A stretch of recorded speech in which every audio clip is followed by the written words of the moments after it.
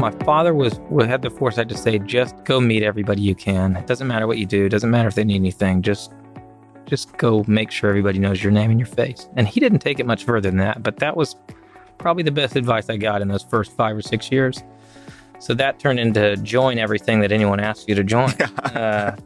Join boards. Chamber, this board. Will you be an advocate for this? Will you teach junior achievement? I mean, and I did all of it, and it was really great. And then you have to start scaling back, and then you have children, and things really have to peel back. But the evolution of it has become, now I'm trying to teach other people how, not everybody, I don't need everybody out hunting, but 1 or 2 people that are just good. And it's a relationship. Just go get to know people and don't try to sell them anything. And that in exchange you'll be the person they want to buy from. Yep. Hello, everyone. My name is Chris Powers, and I want to thank you for joining me on the Fort Podcast today. This show is an open-ended discussion and journey covering real estate, business, entrepreneurship, and investing. I would love to hear from you by tweeting me at Fort Worth Chris on Twitter. Hey guys, it's Chris. Thank you so much for joining me today. I have the one and only Charlie Royer with me. Charlie's a great friend, been friends for a long time here in Fort Worth. Charlie is the partner, co-owner, and runs business development for Royer Commercial Interiors. So think office furniture, think furniture in commercial buildings. So we have an interesting conversation coming up. We've actually had the pleasure of working on a few projects together. I didn't know there was much to know about commercial furniture. We're in for a great conversation. We're going to talk a lot about what's going on in the environment, how he sees office. He has a unique view of what's going on in the office world, and then more just about the industry in general. So, Charlie, thank you for joining me. You got it. Thank you, Chris, for having me. This is the third time's a charm. I've had to cancel on it twice. So I know. Really appreciate it. And got to tell you got some really beautiful office furniture in this building. I know. Where did we get this stuff again? I don't know. Some salesman. I know. Well, we're going to talk about that. Let's just start with kind of the 2-minute Cliff Note version of like your story and how you kind of got to where you are today. You bet. Royer Commercial Interiors started as standard office equipment in 1943. Started by my great-grandfather, Homer Royer. My grandfather later joined after completing his round through the Marines. And then quickly made friends with a I would call a golf nemesis from high school by the name of Bob Schutz, who had just finished his Air Force gig. They got together, turned it into Royer and Schutz. And then my father got involved. And then when I graduated from TCU, I was certain that I did not want to get into the furniture business right away. And I ended up there about 3 years later and have loved it ever since. So spent a year in the field with our install team and then learned the business from the ground up that way. We've been here in Fort Worth since 43, so 76 years. We have a Dallas office, and we operate in government, healthcare, higher education, a little bit of K through 12, and then the corporate world is the majority of our pie. What'd you do in that window after college before you started? I started a landscape business. Okay. And then I ended up selling that. Okay. And I almost went to work at the Autobahn to sell Porsches. All through high school, I worked at a car audio shop doing I guess Pimp My Ride would be the one thing that you could compare to. But we built a lot of cars for the Rangers and the Cowboys. And I had relationships in the car world, and that's what I wanted to get into. I thought if those guys would give me a job at the Porsche dealer, I can learn all of it. Did they? I was close, Yeah. but then my dad talked me out of it, and I listened. So are you a fourth generation? I'm a fourth generation. Okay, I didn't have this on my list, but let's just talk about that for a little bit. What's it like being you hear that businesses rarely make it past the second or third generation.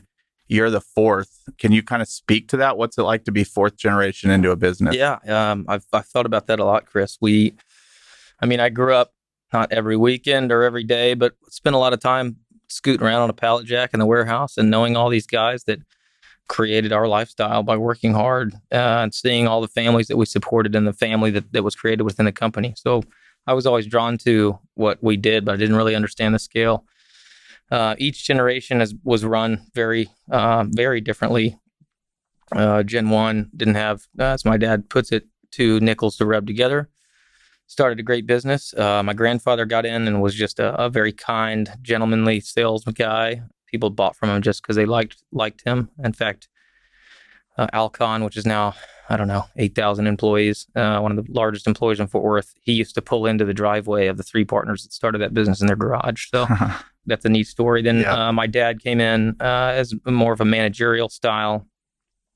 He does like the golf course, but he happened to get a lot of deals done that way on the golf course. Yep.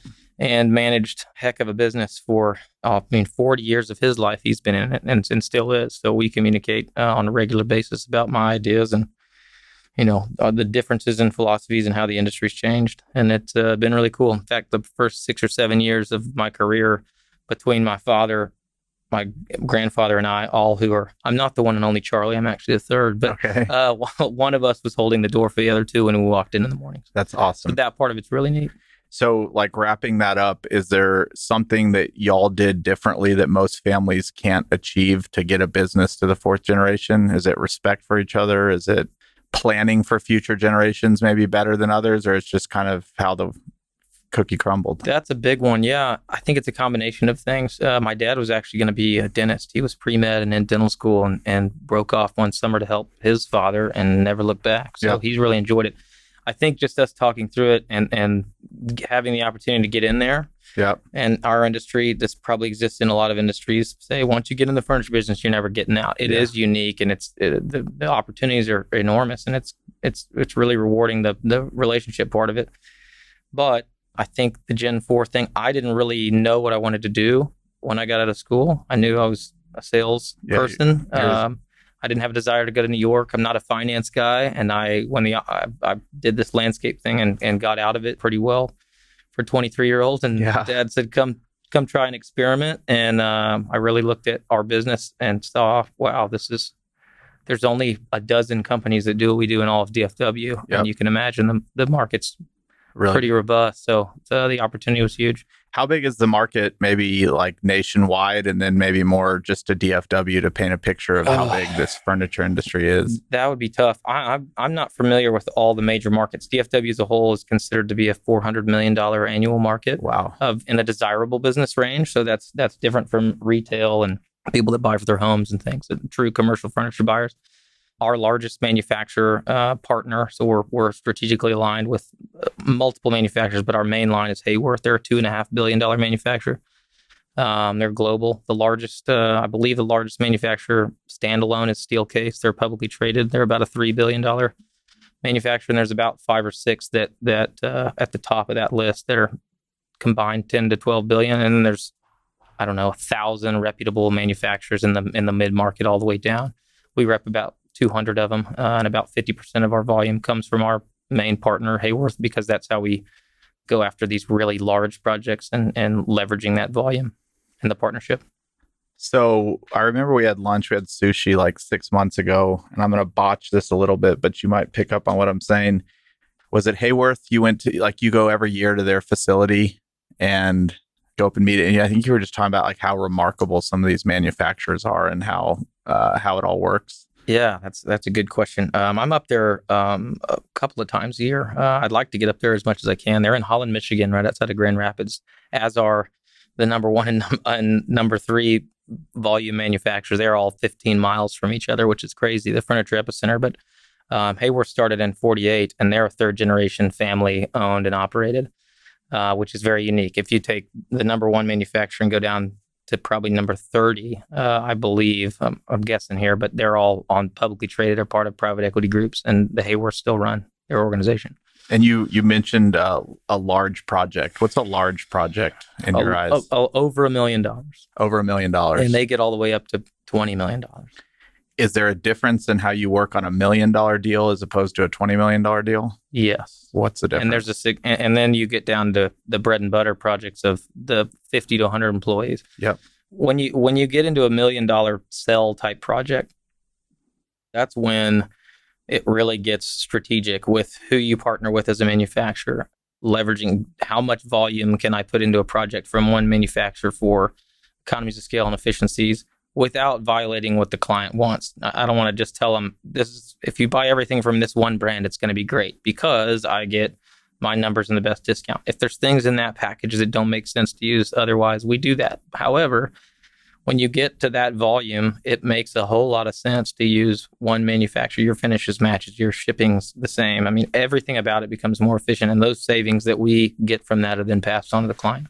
How far in advance, like on a big job, do you start working on that project? So it depends on how in advance we know about it. Okay. There are a lot of projects that are not current clients that may be in the process for up to 2 years. Yep. On the flip side, we have clients, Cook Children, for example. They've been a standing exclusive client for almost 30 years. And we are working on things now that are 2 years out that we can't talk about. But they're, always got a building and plan and whatever. And so we're a big part of that budgeting process. So taking it back to maybe more, let's call it a smaller business, 50 to 100 employees. I know it was the case for us, very kind of uneducated about the furniture world, that whole environment. What are things that business owners should think about, maybe more in that size range, but not just from timing, but like things they can do well to make this process a good one and not a stressful one? Okay. Should they start a certain time? Should they know their budget ahead of time? Should they know their colors that they like? I mean, like, what makes a good client? They should get comfortable with all of those things, okay, and at least be thinking about it. For me, and a lot of our business, I mean, I grew up in Fort Worth, so a lot of our business is relationship based to start with. It doesn't necessarily mean that's who we're working with all the way through, but I'm able to call quite a few people and say, hey, we know each other. This is what we do. Who do you want me to sit around the table with and discuss? So the biggest piece of advice that I give anybody is any vendors. You're talking about your builder, who you're partnering with on development and whatnot.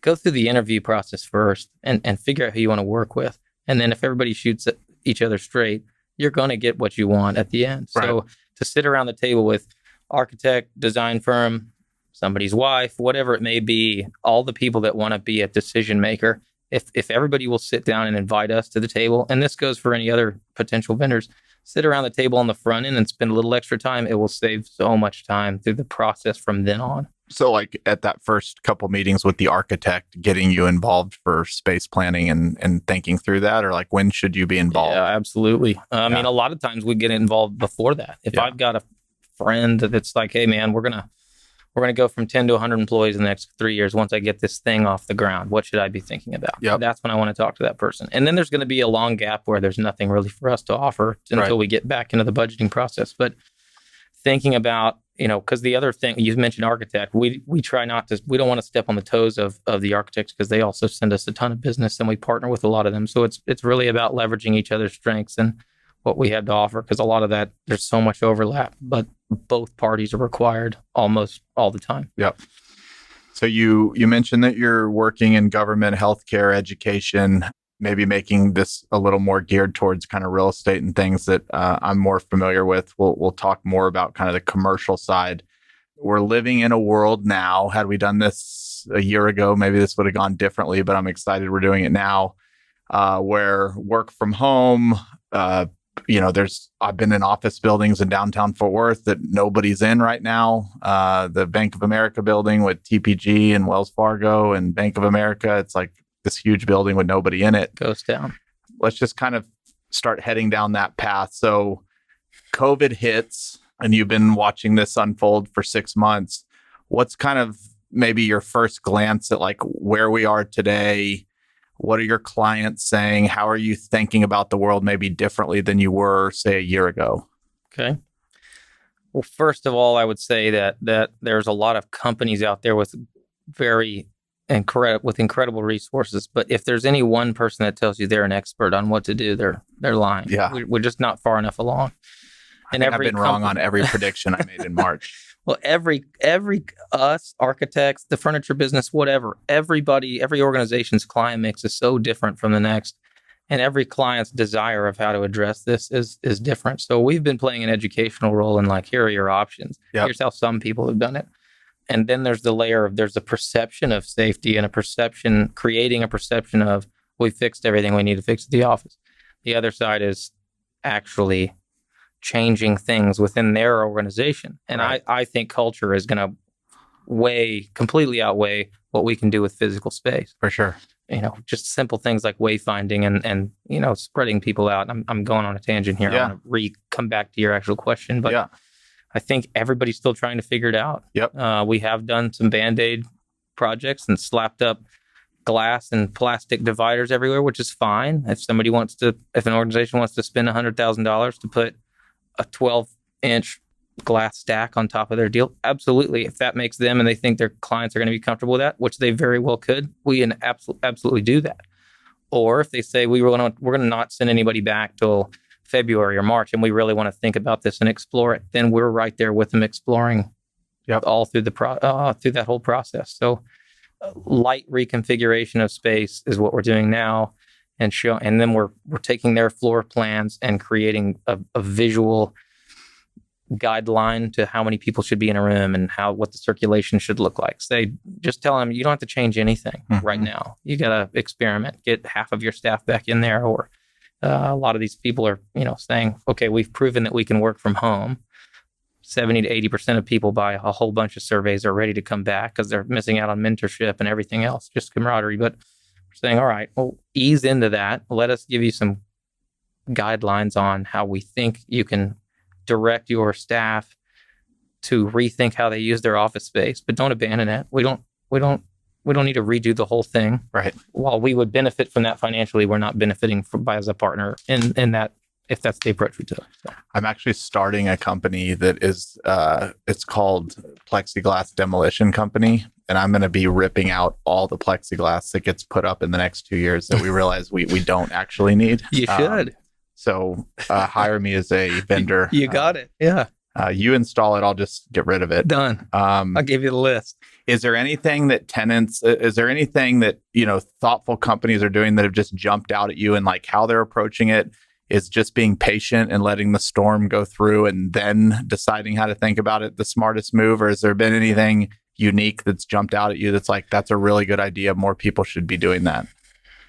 Yeah, and I'll tell you what we're doing, but what we've been doing and we'll continue to do through the year. But let's start with that. So our people wanted to come back, and so we really sent out a questionnaire. I only have 30 employees between the two offices, but and everybody's super close, and it is very much like a family. But everybody's ready to get back together. So in order for us to protect the people that were in the more vulnerable demographics, we said, well, we're not just going to let everybody come back because they want to. So we decided to rotate, and we work in teams. So we decided to rotate half of our sales teams on Monday, Wednesday, and half on Tuesday, Thursday. And we leave and we send everybody back home on Fridays. And that's when we have clients that want to come into our showroom and do big, larger meetings and visits. That's not restricted just to that, but that's kind of the goal. And that allows everybody to be a little more comfortable that there's not just people all around them and the activity is significantly lower. So in teaching our clients about that, a lot of them have gone that same direction too, to at least buy them some time to what to figure out.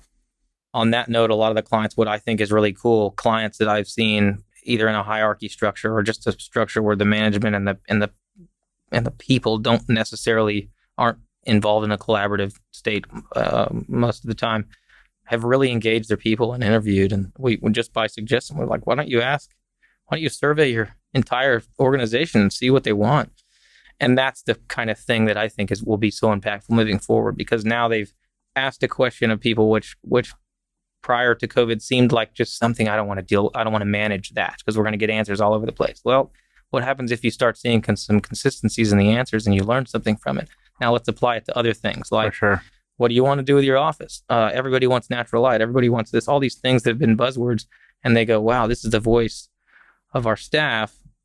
Then they start thinking about things they weren't thinking about before. Maybe we should move. Maybe we need less real estate, and the fact that we can walk to a restaurant is not as important as we thought we could, but a place that's really fun to be at and not have to leave is better. And they're considering totally different things. Yep.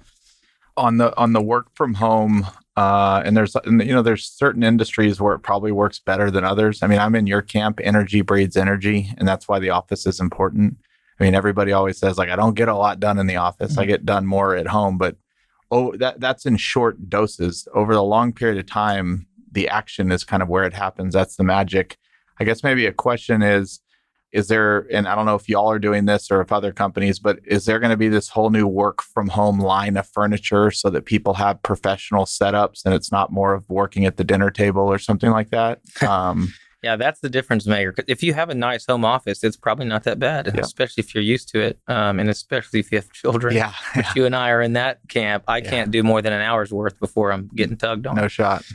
So I don't know that we'll introduce new products or that any of our manufacturers are introducing new products, but they're marketing things a bit differently. And what we are seeing from our larger manufacturers and where we have large clients that have buying agreements or discount contracts in place, that we're able to leverage that out into the field. So if the organizations don't want to duplicate the amount of assets they own just to let everybody go home. However, if that's something they're considering and saying we would like to give somebody some money towards a new chair then those people can come to a single point of contact and have, if they like it, the same kind of chair they have at their office. Yep. And we're able to leverage the contracts we have in place under these large commercial facilities to then take it right back to their house. Yep. Are you thinking that companies will, there's like on one end, it's like we're going to downsize and have a lot of our employees remote. There's the other thinking of, no, we're coming back, but we might need more space because people are going to be more spread out. Is that just case by case, or do you think one side's going to be more? I don't think one side will triumph over the other, but you're right. It's all over the place. So I think sense of place is not going away, right? 80% of companies need a place to call home, whether that's for their employees or not. It may just be a bunch of conference rooms, but it's where you bring your clients in. It's where you get your deals done, all that good stuff. You've got your brand. You've got all the things that you need. A home run, places to present, even if it's a video conference center that then goes out to the work from home groups. So, I don't think offices are going to abandon office space. Yep. I think that some companies are thinking we need to spread out more. So maybe we need more space. And then the flip side is, 20 to 30% of our staff may not really need to come in that much. So How do we create more flexibility out of the space that we have?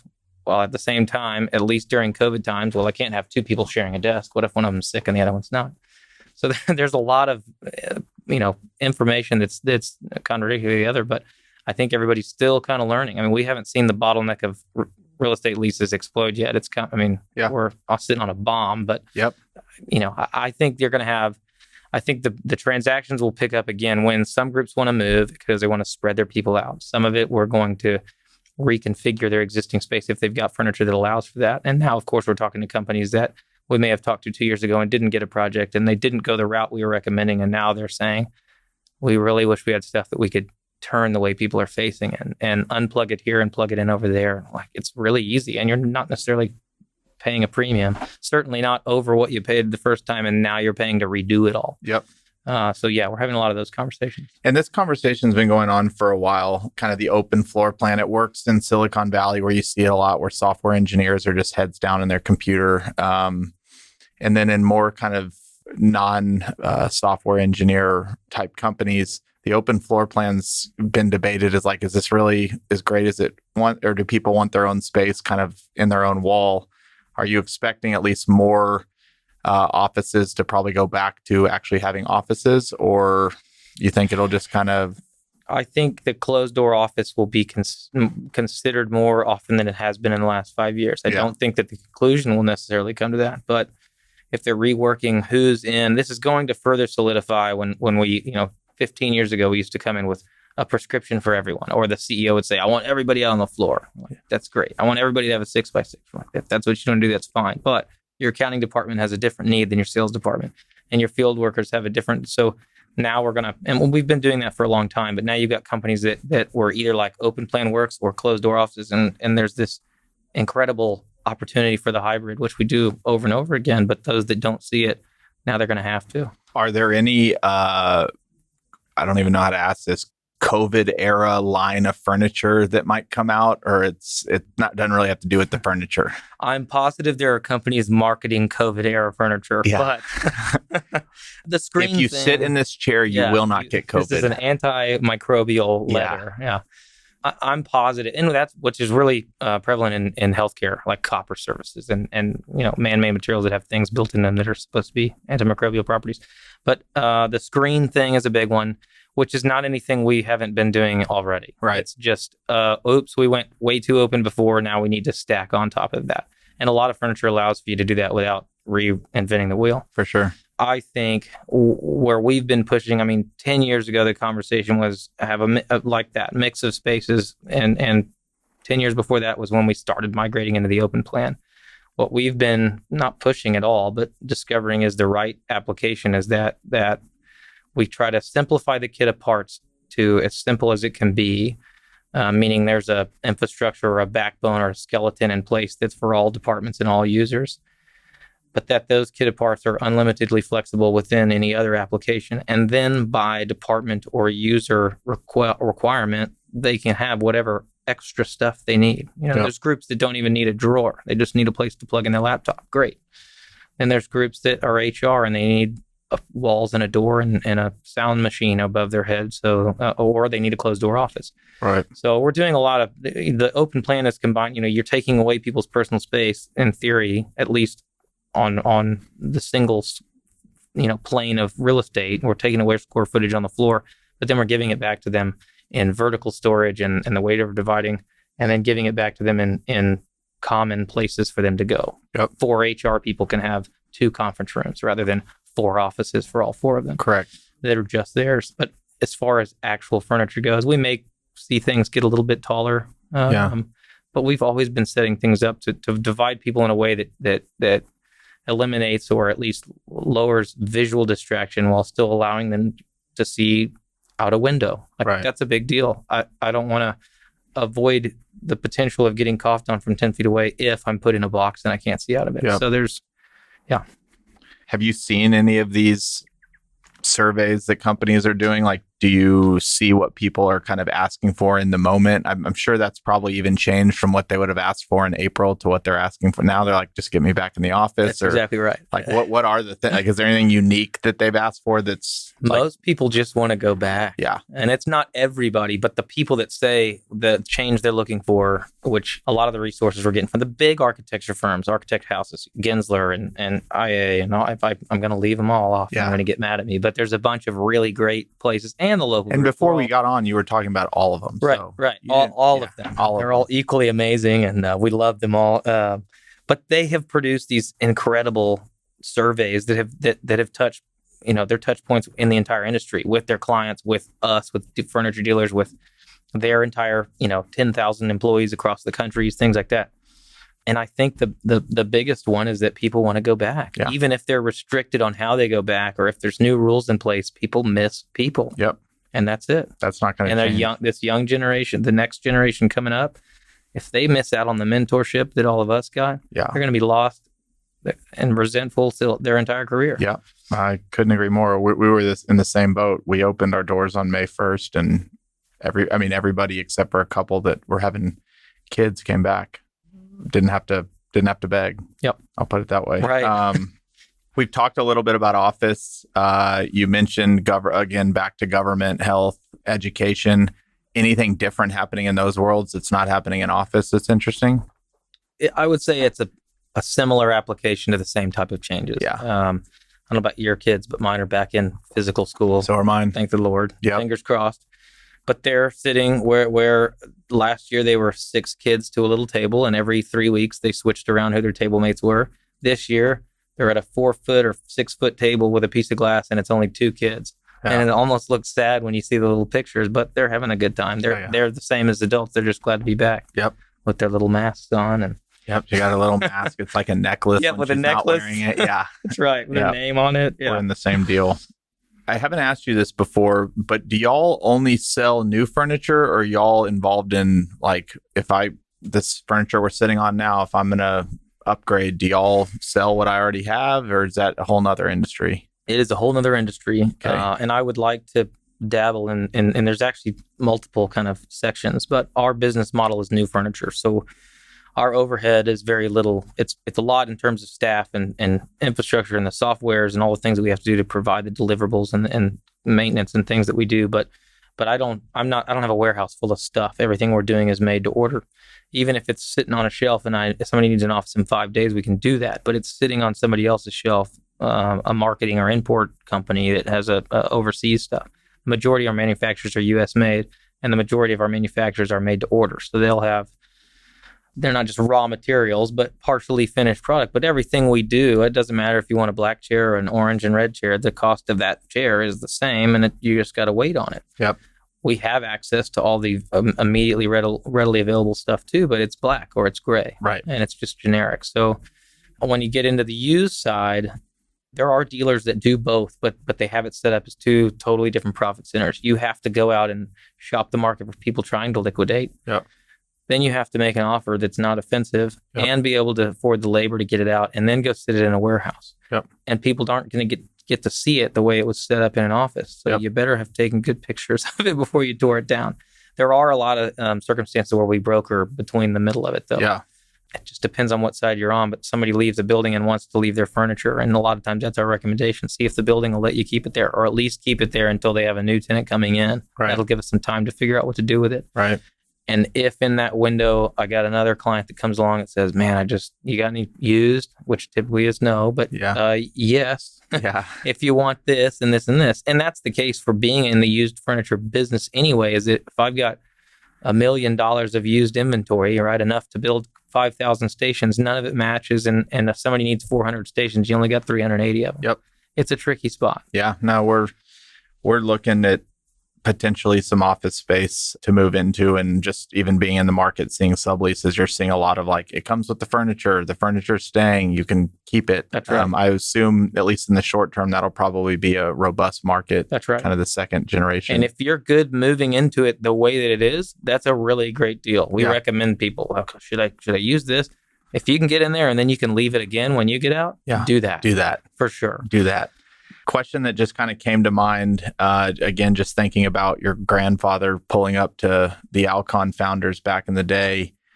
What's been the biggest change in office? And I think some of this is obvious, but since like the 1950s to where we are today, I mean, you didn't have internet, you had fax machines everywhere, and there was no box or drop box. You stored it in a file. So I'd imagine there was rooms just filled with files. Like the biggest change, I think, as an industry, all of the what we call a dealership was also in the supply business. Okay. And none of us are anymore. It's very rare that anybody that does the level of service that we do on the furniture part. Once we get a client, and as long as we don't mess it up, they can be our client for 10 or 20 and 30 years because we're managing all that assets and everything to do in their growth. But being competitive at selling a pencil, when somebody can beat us for a couple of pennies and their distribution, like a Staples or whatever, like they figured it out and they got it down. Right. So that was a big one. I mean, at one time we had a retail store, like a dozen of them, and sold that to the Tandy Corporation in the 90s because the big box stores had not come to Texas yet, but they did. And luckily my father saw that coming and said, let's get out while we can. And that's when Tandy was buying every company in Fort Worth and around the state. And it worked out for both parties for a little while for them. And then that store suffered the same fate that we would have anyway with the big boxes. And the other one's just the speed of market, sheer volume of opportunity. I mean, back when my father was in my position, when he was in his 30s, we were doing $5 to $8 million worth of furniture sales, and that was a big deal. Yep. Now we're clipping 30, and there are dealers in our industry that do 100. Yep. I mean, there's institutional capital finding its way in our industry now. Not here, really? In California and some New York. I mean, there is a $500 million furniture dealership does exist. More than one. So I think that's the big change, is that it can't be mom and pop, and the economy scale has to get this for you to be able to service those big clients. Just because companies have gotten so much bigger than they used to be, we in turn have to be able to handle those large companies. Is there like a godfather of the office layout that the industry thinks about, maybe even back dating to the early 1900s, that kind of figured out how an office should be laid out, or it's just kind of evolved? No. I mean, maybe industry specific, but it's so... Yeah. I mean, the only industry I can think of or type of furniture layout that's kind of got the perfect scenarios is a call center. Yeah. I mean, they haven't been able to change it. There's no more tweaks left. And at call centers, the modern call centers are almost like what we're in right now, just a table with nothing in between. Their computer monitors are what divide them. They're spending very little on the furniture, maybe a comfortable chair, and then they've got a $500 headset on. And they are the quietest places you can go. Is that because of sound machines or because of Sound abatement is part of it. So we do sound masking systems, which are installed typically in the ceiling, either above grid or in open, and then fire they fire up. In most scenarios, some of them are direct downward firing. But let me back up. Because there's nothing blocking you and I, we are talking like we would if we were sitting having a beer or something, right? The same goes for the call center. The second that I put a panel just above our eyes, I'm now in my own world, and I will talk as loud as I want. And each person talks a little louder to be louder than the next guy, and they're not cognizant of their surroundings, and therefore everybody's volume goes up, which is one of the biggest struggles with anybody considering open office plan. Yeah. You said a second ago, you just said all that we do for our client. And I don't know if I hit on that enough to being, what all do you do for clients besides just order furniture? Because I know you do a lot. So with new customers, like many industries, a lot of times it's an RFP process, and we're just trying to earn their attention, and then how far we can get down the road with that. And so if we have a platform to be educational partner and to sit around that round table, there's a whole lot of things we do. But the meat of it is that yes, we sell furniture. With that comes floor plan and design and partnership with all the other people involved. And a lot of those services are included in the purchase of product, I guess, if that's how you want to put it together. When we have the floor to really be part of the roundtable discussion, then we're providing another angle of education. I want to throw stones. Some dealerships talk about the benefits of furniture and recruiting, and all of that's very important, that if you spend all this money, you're going to get all this return. That's not necessarily true. It is if you make your space desirable, then you will get a return on it. That doesn't mean you have to buy super nice stuff or a ton of great things, but you do have to put the package together correctly. So in helping with the visualization, and then them understanding just from our 75 years of saying, here's what we've seen work, it's up to you to take all these facts and decide what you want to do with it. On the after sale, so then we become involved in the asset management and their growth. Company A's got one floor in a building. We're going to go to 2 floors, but we want to take half of the departments that are on this floor and move them up there. Great. So we start exploding the Legos and putting it back together, and however else we're going to add in. On the healthcare side with Cook, I've mentioned we're kind of their full turnkey service provider. So we do their maintenance. We have people in-house that are making rounds in their entire facilities, including their branch locations, looking at all their product, checking off inventory. If something's broken or dirty, we're rotating that stuff out, getting it clean, getting it repaired, getting it replaced, and then putting it back in pretty smoothly.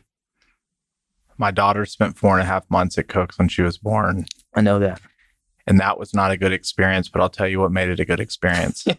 The chairs that I sat in, the cafeteria that I sat in. So thank you for that. You are welcome. We will take that credit. And if they weren't comfortable, I would tell you how it really worked. What are the coolest office features that you've seen that, like, not even that everybody does, just unique things that maybe people have never even thought about that companies have done that people love? Anything stand out? Well, you think every time like a really cool thing starts to get some momentum, it becomes a trend. So right now, the staircase connecting 2 floors in the middle of a space, opening it up when a client walks in, or somebody that's not an employee walks in and sees, instead of a receptionist behind a stuffy desk and a wall and a door that they have to go through, now they're walking right into the beehive, and there's a coffee bar. And so just this open, inviting, welcoming. I like the beehive example just because all the work's happening right there. Maybe somebody's playing ping pong, and instead of trying to hide it, we're just saying, guess what? We play ping pong. No big deal.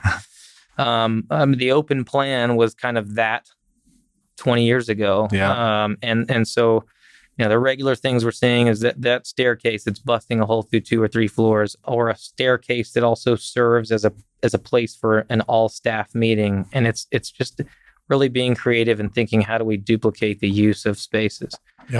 Being flexible, not just for the sake of we need to be nimble, but what if a department wants to change the way they're set up? What if I give them the ability to do that? That's been really cool. And it's hard to tell that story on the front end to a company or a facilities manager or a CEO that's never done it before.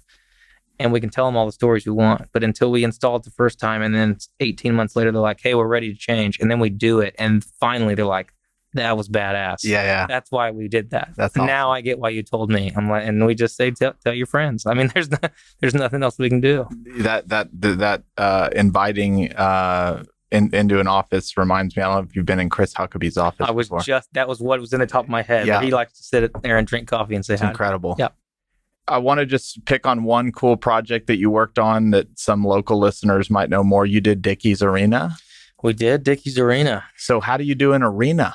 Is that, that's a are really you doing good question. the stadium seating, or are you just doing all the boxes and everything else? Like what goes into an arena? How far you want to go down the wormhole here? Let's go. So Dickie's Arena was designed specifically, it was designed to be the finest multi-purpose facility in the country.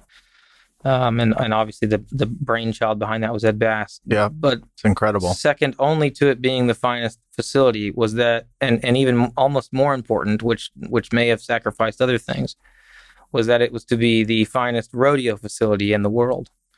And that means it's a nice building and it has nice finish out. But what that really translates into is that trucks and trailers drive below the facility and don't mess with pedestrian traffic. And they can do multiple things at one time without interrupting each other. And that there's so much to it. And it took me a long time to explain to it. So my involvement with the stock show and rodeo gave me a platform to go in and pitch with from the relationship side. And it wasn't easy, but I said, look, I'm here for 35 days in a row every year for the foreseeable future. And I'm going to care about this place more than anybody else. This was how I pitched it. I said, you guys want to negotiate a cost plus model that's equivalent to, say, government purchasing, and then make sure that whoever your point of contact is, somebody you can get a hold of 24/7, that's us. Yep. And our office happens to be 6 blocks down the road. So you come up with a reason that this doesn't make sense, and I will walk away. Yep. And this is in a room of like 20 people. It was very intimidating, but at the same time, I knew most of them, and I was very confident in what we said. And I said, all right, let's do it. So from there, it became a very roundtable partnership. David M. Schwartz Group was the architect, interior design architect. They've done a lot of projects, including Cook, Bass Hall. They've done a lot of stuff in Fort Worth. They're out of DC. Amazing group. Their style and their architecture is evident in Arena and a lot of the projects they do around the country.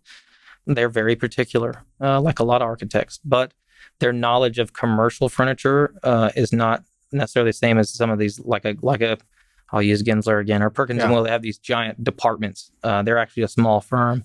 So their knowledge of what's important about furniture was incredible. But about how it works, like, we love this chair, but we'd like the back to be a little bit more pitched. Well, now you've completely retooled how a chair is made, but we got it done. So that was a long process of, in particular, all the board, everybody involved was like, okay, let's see. I'd like to sit in some chairs for this area. Well, that might have been 20 bar stools to get to the one that we ended up with, and we did it. We set up these big rooms and 20 bar stools, 20 lounge chairs. I mean, not 20 of everything, but a larger quantity of ever done for about 20 different functions. Yep. Set up in rooms with a whole group of people sitting in every one, taking notes, pros and cons of each, foam densities, the whole deal.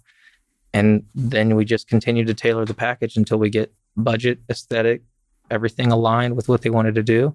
We had plenty of time, and it was delivered perfectly on time. One of the lowest punch jobs we've ever had.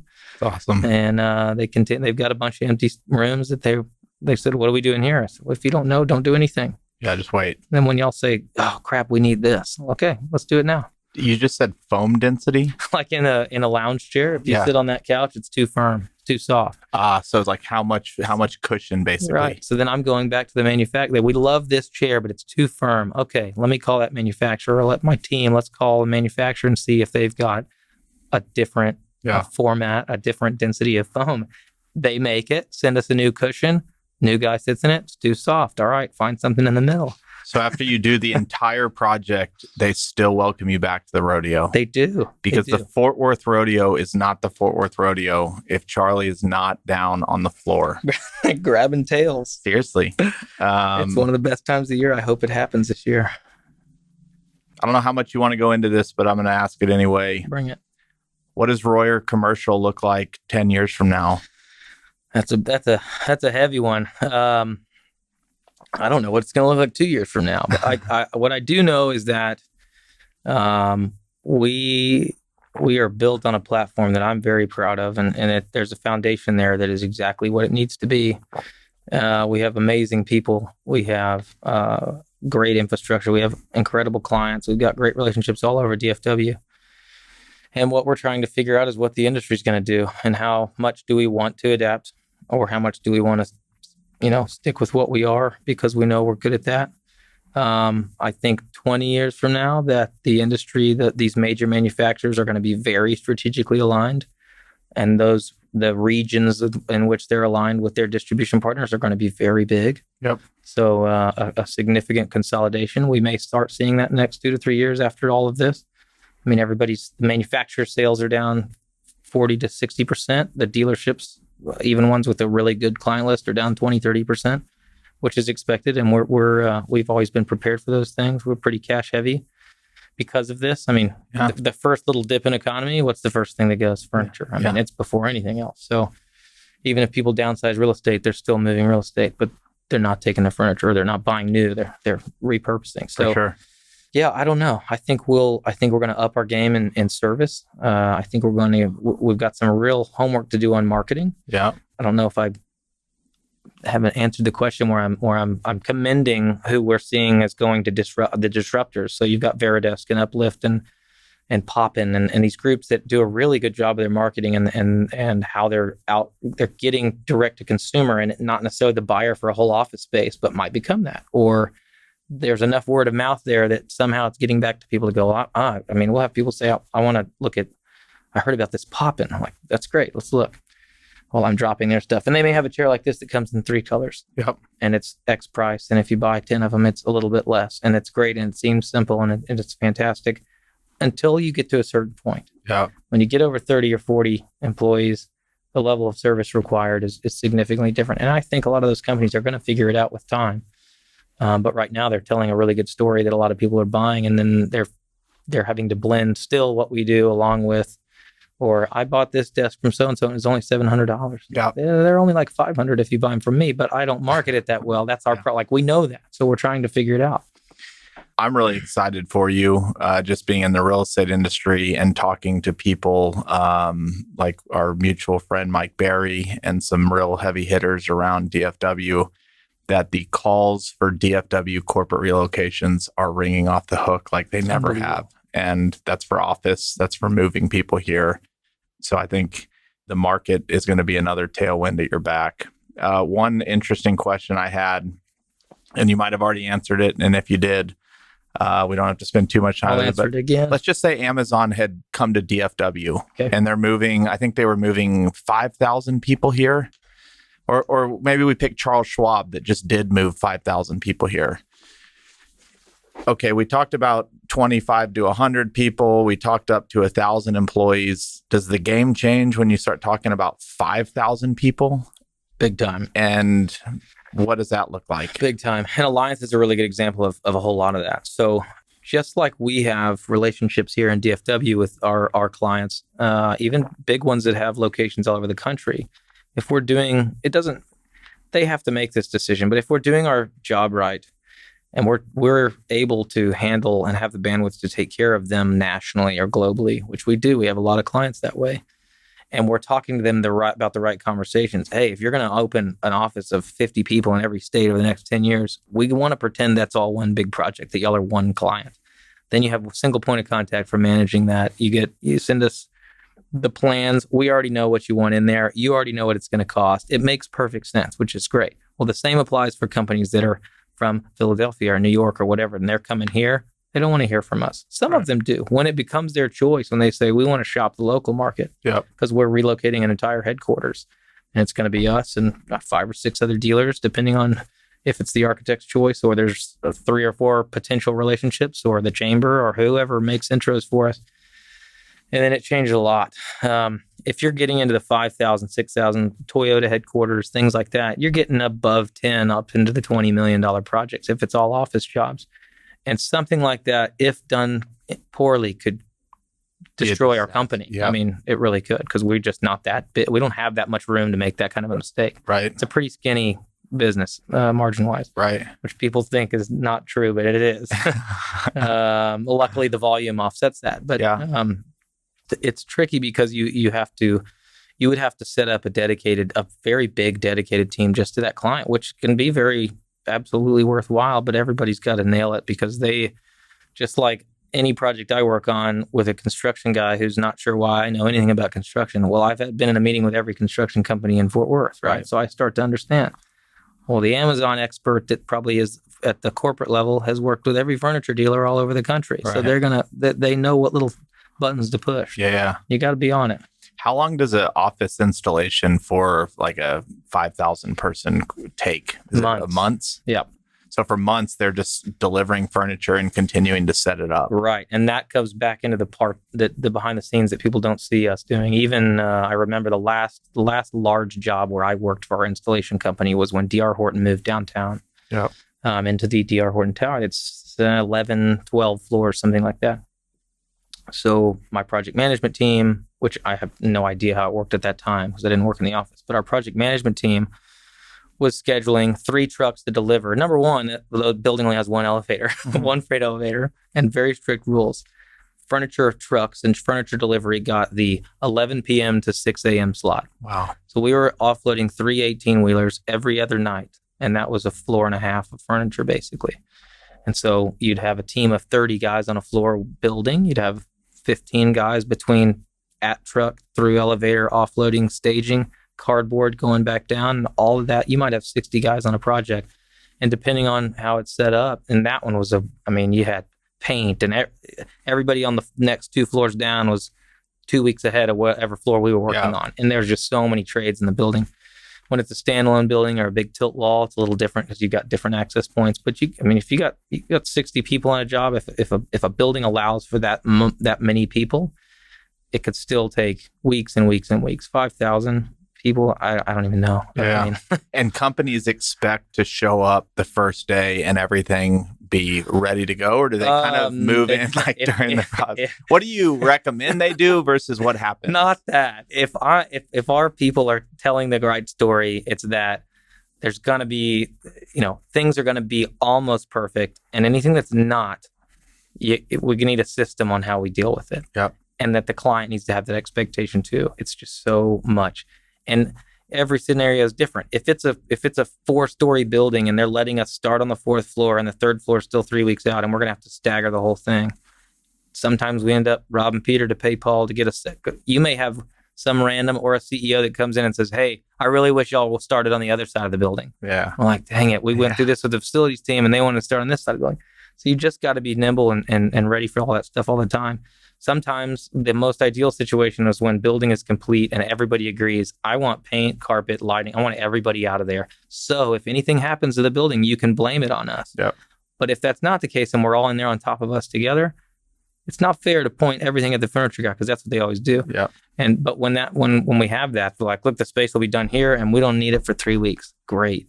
Then Perfect. If you're cool with it being done in 3 weeks or whatever time you need for IT and computers and all that, give me the finish date, not the start date. Does the furniture guy often get the flack because y'all are the last kind of people in? Yeah. So if the painter's 2 weeks late, you still got to be on time, or at least it's perceived that way. That's exactly right. Yeah. If every person's late, the carpet's 2 days late. Well, I got a truck just pulled up right now and y'all just told me about carpet right now. What do you want to do about it? Yeah. Well, nothing. Send it back to your warehouse. Yeah. Oh, that doesn't cost anything. I'm going to brag on you for a second, and then we'll get down to some fun questions at the end.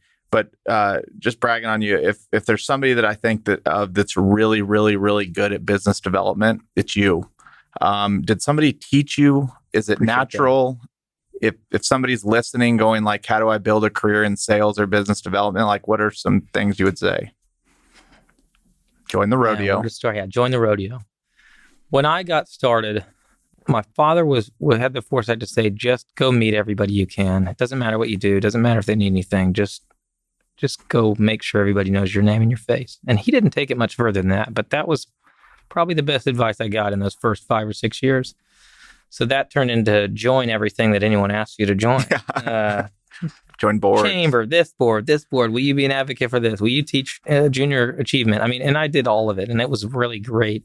And then you have to start scaling back, and then you have children, and things really have to peel back. But the evolution of it has become, now I'm trying to teach other people how, not everybody, I don't need everybody out hunting, but one or two people that are just good. And it's a relationship. Just go get to know people and don't try to sell them anything. And that in exchange will be you'll be the person they want to buy from. Yep. When we've hired new people and somebody will come to me and say, I'm going to get into sales, not necessarily with us, with whatever. I want to get into sales. What should I do? I said, you got at least a year where you can go call on anybody that you're supposed to, a list or at random, and say, hey, I don't know what I'm doing, but I love this company and I like what they do. And if there's something that you need, I will figure out how to get it done. Yeah. That's it. Yep. And the people that have taken that advice, I think, have gone a long way with it. Yeah. No, I think young people, especially in the era they've lived in where everything's so instant gratification, I tell people coming in to buy real estate or whatever, is like the first couple of years, you're not going to do a whole lot, but you can spread a lot. You can have a huge ground game.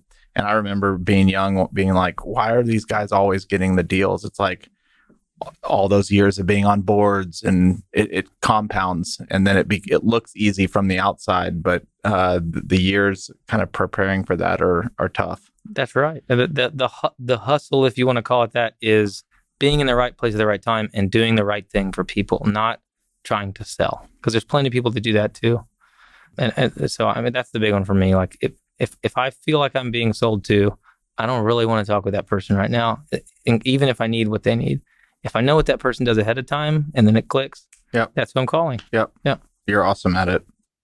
If you were to come back on this podcast in 10 years and today you made a crazy prediction about the future, what would you predict in 10 years? It could be as crazy as we'll still be in an office 10 years from now, which I know there's people out there that could never believe that. It doesn't have to do with your industry. It could be anything. But if there's something that came to mind, is there something you think about that a decade from now, maybe a lot of people aren't thinking about? I don't know. I mean, I think all of every trend that's created within successful organizations takes a while to catch on, and our industry or not, there's in development, there's people that are good at specific things. I think eventually leaders of industry are going to figure out all the things that every individual company is really good at and figure out how to be good at all of them. Yep. You're kind of like Amazon. You're heading in that direction, right? Like you're there. Yeah. Like Amazon, and the part for Amazon where people are like, well, it's just not personal. Well, we've gotten to the point where it doesn't matter anymore. And that's the part you have to realize ahead of time. For me, for our company in 10 years, let's call it 12. That's when I'll be 50. Okay. I'd like to be the least valuable player in our organization. Deal. That's my goal. I'm going to have you on in 12 years and ask you that question. Okay. Episode 7,000. Yeah, let's do it. What is I hope that's the only thing you're doing then is podcast and that's looking at your bank account. That's it. What's the best advice you've ever received? Patience. Mm-hmm. Love it. What's the best book you've ever read or listened to, or of something that impacted you? Personal, Strong Fathers, Strong Daughters. I've read it. It's so good. It's a good one. There's a lot of redundancy in there, but it's stuff you just need to hear over and over again. Yep. I got 2 little girls, so I do too. That's all I need to know about. I do too. Business. There's a lot of good books and categories on how to do things, but I think what opened my mind to just the idea of accountability was the Traction book. And I think you were probably the one that told me about it long, long ago. Yeah. Yeah. Okay. What's the best way for people to find Charlie Royer? How can they reach you? 24-hour hotline. That's it, baby. 817-291-8203. I love it. Cell. Thanks for joining me today. You got it. Thanks, Chris. Appreciate it. Yep. Y'all too. Hey everyone, it's Chris here again. Thank you so much for joining me on this journey. If you enjoyed the show, please subscribe to us on Apple Podcasts, leave a 5-star rating, or write a quick review. Thanks again, and I'll see you on the next episode. Chris Powers is the founder and CEO of Fort Capital LP. All opinions from Chris and guests of the Fort podcast are solely their own and do not reflect the opinions of Fort Capital LP. This podcast is for informational purposes only and should not be relied upon for real estate or investment decisions. The Fort with Chris Powers is produced by Straight Up Podcasts.